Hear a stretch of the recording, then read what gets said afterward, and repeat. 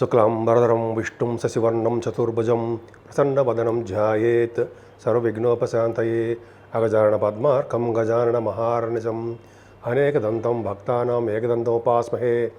ఓం గం గణపతయే నమః. ఓం శ్రీమాత్రే నమః. ఓం శ్రీ గురుభ్యోం నమః. నేను మీ వాడరేవు ఆదినారాయణరావు శర్మ. చెప్పినవన్నీ నా వీడియోస్ అని మీకు నచ్చుతాయి అనుకుంటున్నాను, నచ్చాయని అనుకుంటున్నాను.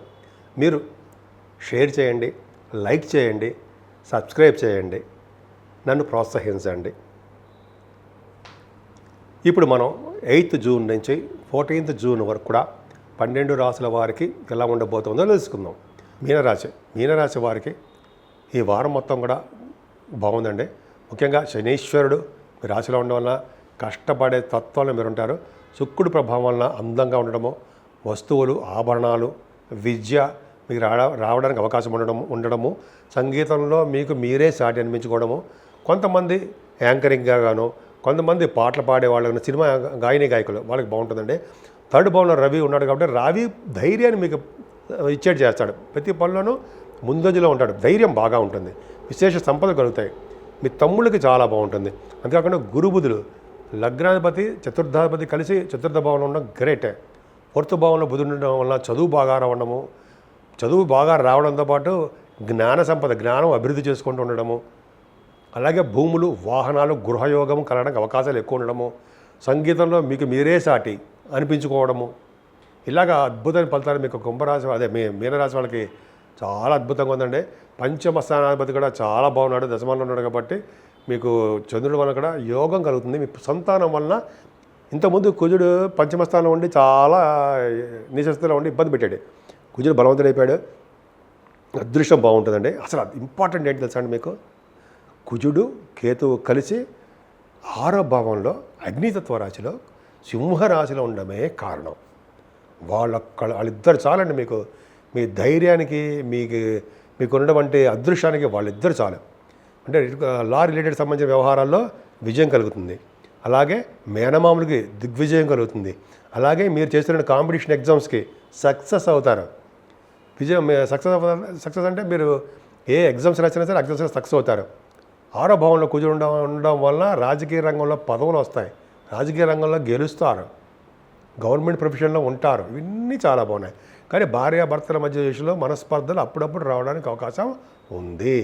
7వ 4th భావంలో ఉండడమే కారణం ఫారిన్. సో ఈ విధంగా విదేశాలకు వెళ్ళడానికి అవకాశాలు ఎక్కువ ఉన్నాయండి. 7వ భావానికి మీకు ఆల్మోస్ట్ సరిచూస్తాడు కాబట్టి చాలా చాలా ఇబ్బంది ఉంటుందండి. వ్యాపారాల్లోనూ, భార్యాభర్తల విషయంలోనూ, దగ్గరకు వచ్చిన సంబంధాలు ఆగిపోవడంలోనూ ఉంది.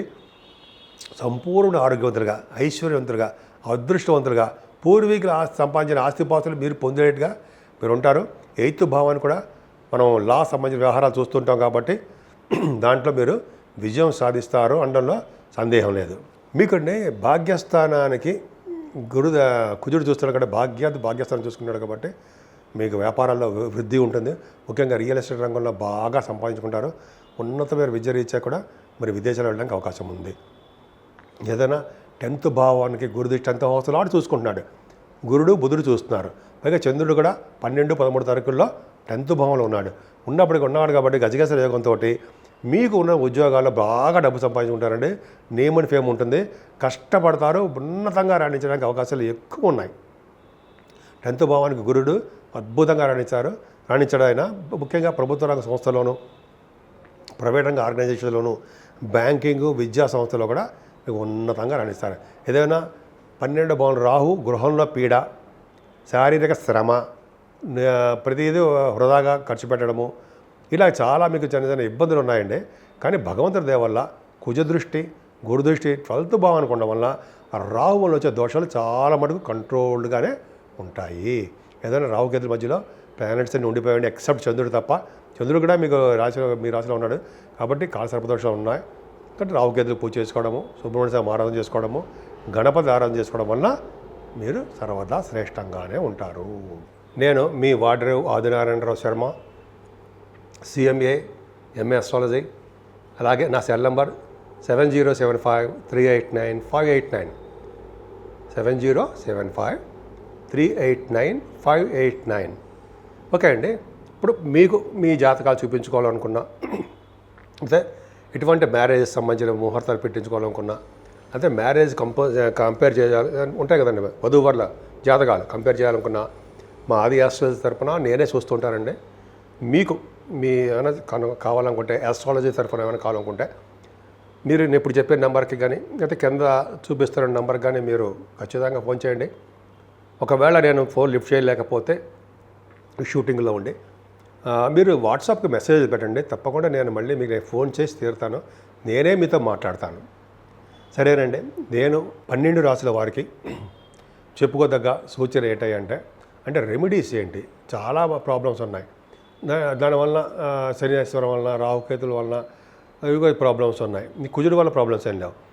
దానివల్ల ఏంటి మరి ఏం యాక్షన్స్ తీసుకుంటే, ఏమి జాగ్రత్తలు తీసుకుంటే బాగుంటుందంటే మేషరాశి నుంచి మీనరాశి వారి వరకు కూడా మీరు చేయవలసిన పూజ అంటే అమ్మవారి యొక్క పూజలు. అమ్మవారికి లక్ష్మీ అమ్మవారు అవ్వనివ్వండి, కనకదుర్గ అమ్మవారు, అలాగే భ్రమరామ అమ్మవారు, శ్రీశైలం ఆవిడ మీకు ఏ ఇష్టదేవత అంటే అది ఇష్టదేవతకి, గ్రామదేవత అంటే గ్రామదేవతకి పూజలు చేసుకోవడం వలన ఆ రాహు కేతువుల వలన వచ్చే దోషాలు పరిహారం అవుతాయండి. అంతేకాకుండా కేతువు కూడా సప్తమ భావంలో ఉండడం వల్ల సుబ్రహ్మణ్య స్వామి ఆరాధన ఖచ్చితంగా చేసుకోవాలి. అలాగే గణపతిని విశేషంగా పూజించడం వలన, అలాగే పౌర్ణమి వెళ్ళిన చవితి పూట కూడా గణపతి ఆరాధన చేసుకోవడం వలన కేతువు వలన వచ్చే దోషాలు పరిహారం అయిపోతూ ఉంటాయి. అంతేకాదండి, సూర్యభగవాన్ని కొలవాలి. సూర్యభగవానుడు నమస్కార ప్రియుడు, అనారోగ్య సమస్యలను దూరం పెడతాడు. ఆయన ఆరోగ్యవంతులుగాను ఐశ్వర్యవంతులుగాను చేసే ఆయనే. కాబట్టి మీ రాశి వాళ్ళందరూ కూడా లక్ష్మీ నరసింహస్వామిని కొలవడము, అలాగే విశేషంగా విష్ణు ఆరాధన చేసుకోవడం వలన, అలాగే దత్తాత్రేయ స్వామి వారిని దర్శనం చేసుకోవడం వలన ఖచ్చితంగా ఏ ఇష్టదేవత అంటే అది ఇష్టదేవతకి, గ్రామదేవత అంటే గ్రామదేవతకి పూజలు చేసుకోవడం వలన ఆ రాహు కేతువుల వలన వచ్చే దోషాలు పరిహారం అవుతాయండి. అంతేకాకుండా కేతువు కూడా సప్తమ భావంలో ఉండడం వల్ల సుబ్రహ్మణ్య స్వామి ఆరాధన ఖచ్చితంగా చేసుకోవాలి. అలాగే గణపతిని విశేషంగా పూజించడం వలన, అలాగే పౌర్ణమి వెళ్ళిన చవితి పూట కూడా గణపతి ఆరాధన చేసుకోవడం వలన కేతువు వలన వచ్చే దోషాలు పరిహారం అయిపోతూ ఉంటాయి. అంతేకాదండి, సూర్యభగవాన్ని కొలవాలి. సూర్యభగవానుడు నమస్కార ప్రియుడు, అనారోగ్య సమస్యలను దూరం పెడతాడు. ఆయన ఆరోగ్యవంతులుగాను ఐశ్వర్యవంతులుగాను చేసే ఆయనే. కాబట్టి మీ రాశి వాళ్ళందరూ కూడా లక్ష్మీ నరసింహస్వామిని కొలవడము, అలాగే విశేషంగా విష్ణు ఆరాధన చేసుకోవడం వలన, అలాగే దత్తాత్రేయ స్వామి వారిని దర్శనం చేసుకోవడం వలన ఖచ్చితంగా మంచి రోజులు రావడానికి అవకాశం ఉన్నాయండి. మీరు భార్యాభర్త కలిసి ఉండడము, అలాగే మీ ఉద్యోగాల్లో ప్రమోషన్స్ రావడము, అలాగే మీరు ఏమనుకుంటే ఆ వాటిల్లో ఉన్నతంగా రాణించాలి అంటే మాత్రము దత్తాత్రేయ స్వామి వారిని కొలవడం వలన విశేషమైన సంపదలు మంచి జరగబోతోంది.